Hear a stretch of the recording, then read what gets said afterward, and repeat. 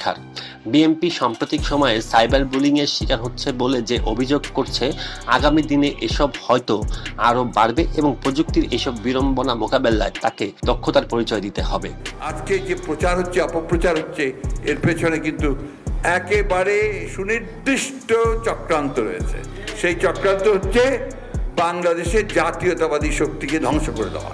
আওয়ামী লীগ ও তার শরিকরা আগামী নির্বাচনে অংশগ্রহণ করুক, সেটি অন্তর্বর্তী সরকার এবং অনেক রাজনৈতিক দল চায় না। কিন্তু দেশের সাধারণ মানুষ কি চায় সেটি জানার যেহেতু কোনো গ্রহণযোগ্য উপায় নেই, ফলে কারা সরকার গঠন করবে আর কারা প্রত্যাখ্যাত হবে সেই বিবেচনার ভার জনগণের। কিন্তু রাষ্ট্রীয় আইন বা নির্বাহী আদেশের মাধ্যমে কোনো দলকে নিষিদ্ধ করা বা তাকে নির্বাচনে অযোগ্য ঘোষণা করলেও সেই দলটি নির্মূল হয়ে যায় না।